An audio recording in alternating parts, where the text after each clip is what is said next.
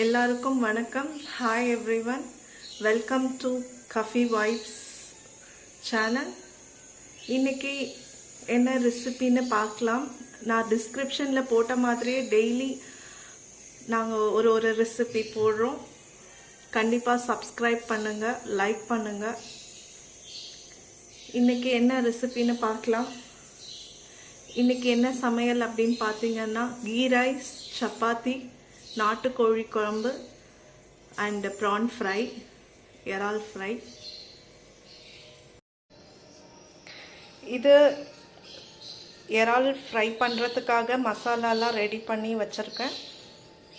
என்னென்ன மசாலா போட்டோம் அப்படின்னு பார்த்தீங்கன்னா, ஃபஸ்ட்டு ப்ரானை நிறைய தண்ணி ஊற்றி நல்லா 4 to 5 times வாஷ் பண்ணி வச்சுக்கோங்க. அதில் மஞ்சத்தூள், மிளகாத்தூள், மிளகு, சீரகம், சோம்பு எல்லாம் சேர்த்து ஃப்ரை பண்ணி அரைச்ச மசாலா அது ஒரு ஸ்பூன் போட்டிருக்கோம். கொத்தமல்லியோடு சேர்த்து நம்ம குழம்புக்கு எல்லாமே சேர்த்து அரைப்போம் இல்லையா, அந்த மசாலா 1 ஸ்பூன் போட்டிருக்கோம். அப்புறம் கார்ன்ஃப்ளோருக்கு பதில் நான் எப்போவுமே அரிசி மாவு தான் அதிகமாக யூஸ் பண்ணுவேன். அது உடம்புக்கும் நல்லது. It will give more flavour to the dish. அதனால் அதில் அரிசி மாவு உங்களுக்கு தேவையான அளவு போட்டுக்கோங்க. நான் எப்போவுமே ஒரு 2 ஸ்பூன்லேருந்து 3 ஸ்பூன் வரைக்கும் போடுவேன். அது depends upon the quantity of the dish. So அடுத்தது பார்த்திங்கன்னா, இஞ்சி பூண்டு பேஸ்ட். இறாலுக்கு அதிகமாக இஞ்சி பூண்டு பேஸ்ட் போடக்கூடாது, ஏன்னா அதில் கசப்பு தன்மை வந்துடும். அதனால திட்டமாக நம்ம ஒரு 1/4 ஸ்பூன் இஞ்சி பூண்டு பேஸ்ட் போட்டுக்கலாம். ஆயில் நீங்கள் எப்போவும் தண்ணி ஊற்றி அதை மிக்ஸ் பண்ணுறத விட அதில் கொஞ்சம் தண்ணி ஊற்றுறதுக்கு முன்னே ஆயில் போட்டு அதை மிக்ஸ் பண்ணிட்டீங்கன்னா அது மசாலா நம்ம எண்ணெயில் போட்டு ஃப்ரை பண்ணும்போது தனியாக கலண்டு வராது, அதிலே ஃபிக்ஸ் ஆகிக்கும். ஸோ இது எல்லாமே போட்டு நல்லா மிக்ஸ் பண்ணி வச்சுருக்கேன். சால்ட் தேவையான அளவு போட்டுக்கோங்க. இதில் நான் 1 ஸ்பூன் சால்ட் போட்டிருக்கேன், தூள் உப்பு போட்டிருக்கேன். அதுக்கப்புறம் ஃபஸ்ட்டு அந்த ஆயில், மசாலா எல்லாம் சேர்ந்து நீங்கள் நல்லா மிக்ஸ் பண்ணிவிட்டு அதுக்கப்புறமா வாட்டர் தேவைப்பட்டதுன்னா போட்டுக்கோங்க. அதுவும் வெரி லெஸ் குவான்டிட்டி, கம்மியாக போட்டுக்கோங்க.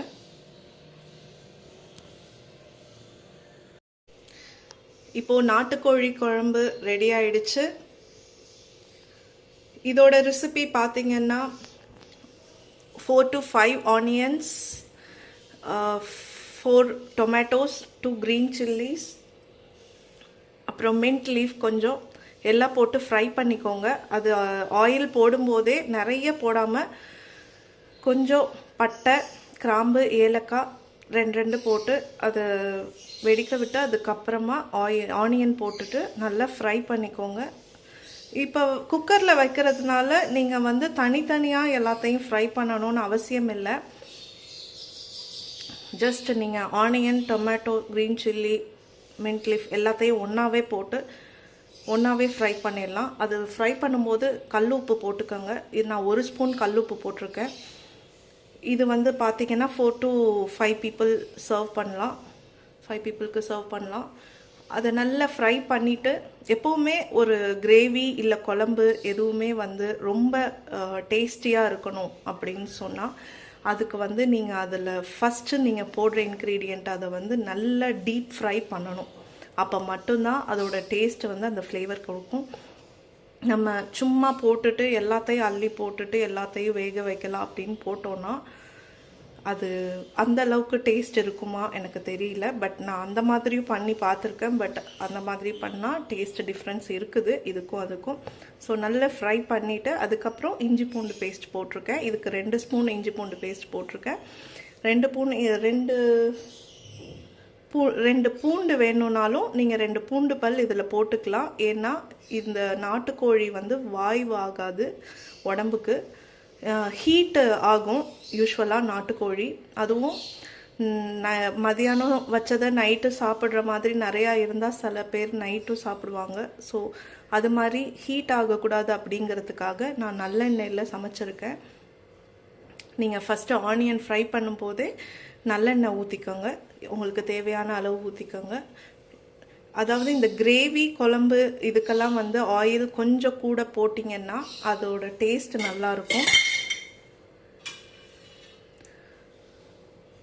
எல்லாமே ஃப்ரை பண்ணதுக்கப்புறம் இஞ்சி பூண்டு ஃப்ரை ஆகுனதுக்கப்புறம் அந்த நாட்டுக்கோழி வாஷ் பண்ணி வச்சுருக்கிறத எடுத்து அதிலே நல்லா ஃப்ரை பண்ணிவிடுங்க. அதுக்கப்புறம் மசாலா போடுங்க. மஞ்சத்தூள் கொஞ்சமாக, மஞ்சத்தூள் எப்போவுமே வந்து கிரேவி குழம்புக்கு கம்மியாக போடுங்க. ஏன்னா அது நிறைய போட்டிங்கன்னா அதோட டேஸ்ட் மாறிடும். மிளகாத்தூள் நிறைய போடலாம், எவ்வளோ அதாவது எவ்வளோ காரம் சாப்பிடுவோமோ அதுக்கேற்ற மாதிரி நம்ம நிறைய போடலாம். ஸோ இதில் நான் காஷ்மீர் மிளகாத்தூள் கொஞ்சம் போட்டிருக்கேன், 1/4 ஸ்பூன். நார்மல் மிளகாத்தூள் வந்து 1 ஸ்பூன் ஃபுல்லாக போட்டிருக்கேன். ஸ்பூன் பார்த்திங்கன்னா அதோட அளவு வந்து டேபிள் ஸ்பூனை விட கொஞ்சம் சின்னதாக இருக்கும். நான் நெக்ஸ்ட் வீடியோவில் உங்களுக்கு ஸ்பூன் அண்ட் கப் சைஸஸ் காட்டுறேன் அளவுக்கு.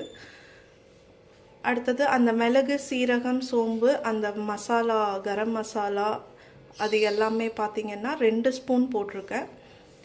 கொத்தமல்லி தூள் 2 ஸ்பூன் போட்டிருக்கேன். கொத்தமல்லி தூள் சில பேர் நிறைய போடுவாங்க, அது ஒரு வீட்டில் சமைக்கிற டேஸ்ட் பொறுத்து இருக்குது. எங்கள் வீட்டில் வந்து கொத்தமல்லி தூள் கொஞ்சம் கம்மியாக தான் போடுவோம். ஏன்னா அதோட கிரேவியோட டேஸ்ட் வந்து அது அதிகமாக தூக்கி காட்டிடும், கொத்தமல்லியோட smell and taste. Maximum onion, tomato, மிளகு, சீரகம், சோம்பு சேர்த்து நம்ம ஃப்ரை பண்ணி கிரைண்ட் பண்ணி வச்சுருக்கோம் இல்லையா, அது, கரம் மசாலா, மிளகாத்தூள், இதுதான் நான் அதிகமாக யூஸ் பண்ணுவேன். அந்த மாதிரி நீங்களும் யூஸ் பண்ணி பாருங்கள், கண்டிப்பாக நல்லாயிருக்கும். இது எல்லாமே போட்டதுக்கப்புறம் நல்லா ஃப்ரை பண்ணணும். இன்னொன்று முக்கியமான இந்த ரெசிபீஸ், எல்லா ரெசிபீஸ்லேயுமே முக்கியமான ஒரு விஷயம் என்னென்னா, மசாலாஸை நம்ம எப்போவுமே போட்டு உடனே தண்ணி ஊற்றக்கூடாது. இன்னொன்று அதை நல்லா ஃப்ரை பண்ணணும். மசாலா ஃப்ரை ஆனதுக்கப்புறம் தான் தண்ணி ஊற்றணும். தயிர் வந்து நான் 1 ஸ்பூன் போட்டிருக்கேன், 2 ஸ்பூன் தயிர் போட்டிருக்கேன். இதில் சின்ன குழி கரண்டியால் 1 கரண்டி, அது 2 ஸ்பூன் அளவு வரும், அது போட்டிருக்கேன். அதை போட்டு இதில் 2 க்ரீன் சில்லி போட்டிருக்கேன். க்ரீன் சில்லி நிறைய சாப்பிட்றவங்க வேணும்னா எக்ஸ்ட்ரா 2-3 போட்டுக்கலாம், அதுவும் நல்ல ஃப்ளேவர் கொடுக்கும் சாப்பாட்டுக்கு. ஸோ இது எல்லாத்தையுமே மிக்ஸ் பண்ணோன்னே இது எல்லாமே சிக்கனோட சேர்ந்து நல்லா மிக்ஸ் ஆகணும். ஆனதுக்கப்புறம் தான் நீங்கள் தண்ணி ஊற்றணும். அதில் தண்ணி ஊற்றுனதுக்கப்புறம் நீங்கள் தண்ணி கொஞ்சமாக ஊற்றுங்க. ஏன்னா எப்போவுமே சிக்கன், மட்டன், பீஃப் எல்லாத்துலேயுமே வந்து பார்த்திங்கன்னா யூஸ்வலாக நிறைய தண்ணி விடும். ஸோ நீங்கள் வைக்கும்போதே தண்ணியோட அளவை கொஞ்சம் கம்மியாகவே வைங்க. தேவைப்பட்டால் குக் ஆனதுக்கப்புறம் நீங்கள் தண்ணி ஊற்றி மிக்ஸ் பண்ணிக்கலாம், ஹீட் பண்ணிக்கலாம். இது எல்லாமே போட்டு நான் குக்கர் வந்து பார்த்திங்கன்னா 5 விசில் விட்டேன். அதுக்கப்புறம் நல்லா வெந்துருச்சு. ஓப்பன் பண்ணதுக்கப்புறம் கொத்தமல்லி கீரை கட் பண்ணி வச்சுருந்தேன், அதை போட்டு மிக்ஸ் பண்ணிவிட்டேன். இன்னொன்று, எப்போவுமே கொத்தமல்லி கீரையை நீங்கள் ஃப்ரை பண்ணும்போதோ குக் பண்ணும்போதோ நீங்கள் போடாதீங்க. பிகாஸ் அதில் வந்து டேஸ்ட்டு இருக்காது. இட் சீம்ஸ் அந்த அரோமா இருக்காது. ஒன்ஸ் நீங்கள் குக் பண்ணதுக்கப்புறமா அதை ஓப்பன் பண்ணதுக்கப்புறம் டேஸ்ட் பார்த்துட்டு ஜஸ்ட் மேலே அதை நீங்கள் தூவி விட்டு க்ளோஸ் பண்ணி வச்சாலே அது ரொம்ப டேஸ்டி அண்டு நல்ல குட் ஸ்மெல்லாக இருக்கும். ட்ரை பண்ணி பாருங்கள். நெக்ஸ்ட் பார்த்திங்கன்னா கீ ரைஸ் ரெடி ஆகிட்டுருக்கு. இதுக்கு நம்ம பட்டை, கிராம்பு, ஏலக்காய், ஆயில் கொஞ்சமாக போட்டுக்கோங்க. கீ ரைஸில் நிறைய கீ தான் போடணும். ஸோ அதனால ஆயிலை கம்மியாக போட்டுட்டு இதில் 2 வெங்காயம், பெரிய வெங்காயம் கட் பண்ணி நீளமாக போட்டிருக்கேன். அதில் 1 ஸ்பூன் கல் உப்பு போட்டிருக்கேன். உப்பு அதுக்கப்புறம் நம்ம ரைஸ்க்கு தண்ணி ஊற்றும் போது உப்பு பார்த்துக்கலாம். இந்த ஆனியன் நல்லா டீப் ஃப்ரை பண்ணிவிட்டு அதுக்கப்புறமா இஞ்சி பூண்டு பேஸ்ட் போடணும். இஞ்சி பூண்டு பேஸ்ட்டு 2 டம்ளர் ரைஸுக்கு 2 பெரிய டேபிள் ஸ்பூன் அளவுக்கு போடலாம். இதில் கொஞ்சம் புதினா இலை போட்டிருக்கேன், அது நல்ல ஒரு டேஸ்ட் கொடுக்கும்.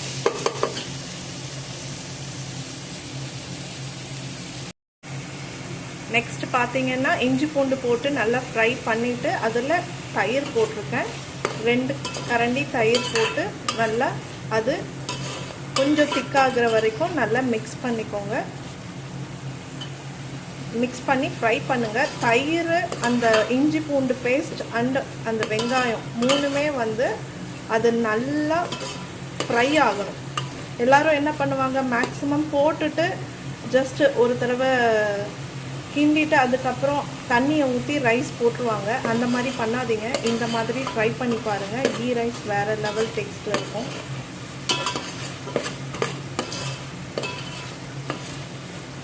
ஸோ நான் டிஸ்கிரிப்ஷனில் சொன்ன மாதிரி புதுசாக இல்லைனாலும் சேம் ஃபுட் ரெசிபியாக இருந்தாலும் பட் என்னோடய ரெசிபி பார்த்திங்கன்னா செய்கிற விதம் டிஃப்ரெண்ட்டாக இருக்கும்.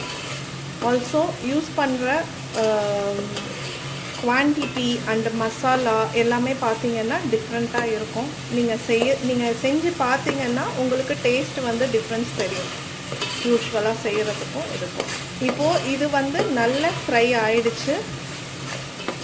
அதே நேரத்தில் அந்த தயிர் நல்லா ட்ரை ஆகிடுச்சு. ஸோ இப்போது நம்ம தண்ணி ஊற்றிக்கலாம். 2 கிளாஸ் அரிசி போடுறேன். அதுக்கு 1 கிளாஸ் அரிசிக்கு இது வந்து யூஸ்வலாக பார்த்திங்கன்னா சின்ன பொடி அரிசி, பிரியாணி அரிசி, அதில் தான் நான் இப்போ சமைக்கிறேன். 1 டம்ளர் அரிசிக்கு 2 டம்ளர் தண்ணி ஊற்றலாம். ஸோ நான் 4 டம்ளர் தண்ணி ப்ளஸ் எக்ஸ்ட்ரா 1 டம்ளர் தண்ணி ஊற்றிக்கோங்க. எப்போவுமே நீங்கள் எந்த கப்பில் வந்து அளந்து அரிசி போடுறீங்களோ அந்த கப்பில் எக்ஸ்ட்ரா 1 கிளாஸ் போட்டிங்கன்னா சாப்பாடு ரொம்ப சாஃப்டாக நல்லாயிருக்கும். நெக்ஸ்ட்டு பார்த்திங்கன்னா சப்பாத்திக்கு மாவு வளர்த்து வச்சுருக்கேன். இன்னும் கொஞ்சம் அந்த பக்கம் வச்சுருக்கேன். ஸோ அது சப்பாத்தி போட்டுட்டு இந்த ரைஸ் தண்ணி வந்து கொதி வந்துடுச்சு ரைஸில்.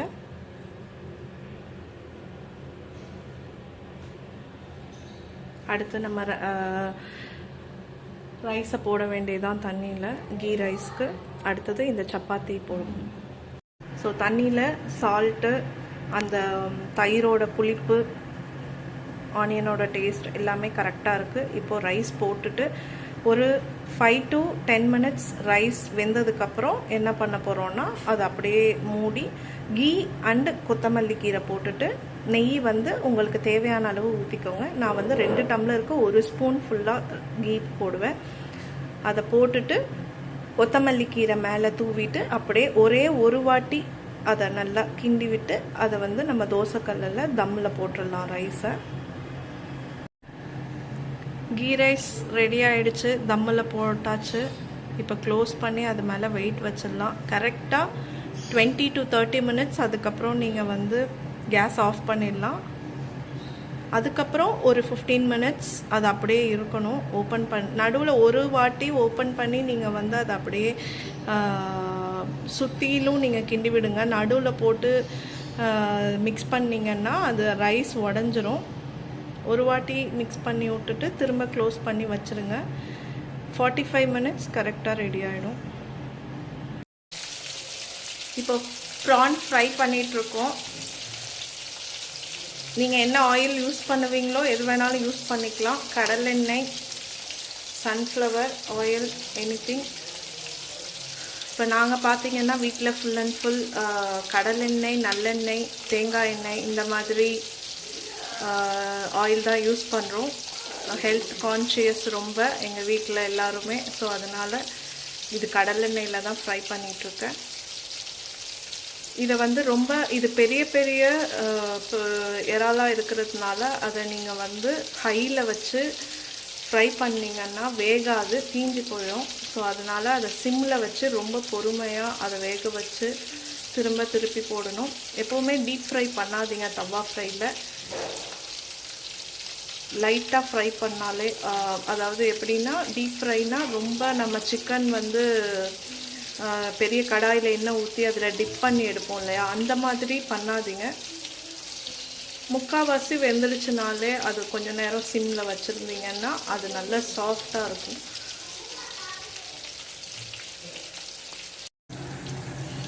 இறால் ஃப்ரை ரெடி ஆயிடுச்சு. ஸோ இதுதான் கரெக்டான பதம். இப்போது நீங்கள் எடுத்துடலாம். இதுக்கு மேலே போட்டிங்கன்னா ரொம்ப கல் மாதிரி ஆகிடும்.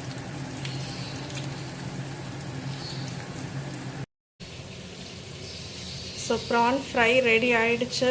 கீ ரைஸ், சப்பாத்தி, நாட்டுக்கோழி குழம்பு எல்லாமே ரெடி ஆகிடுச்சு. சாப்பிட போகிறோம். See you all in the next video. Thank you so much. Thank you all. Bye bye.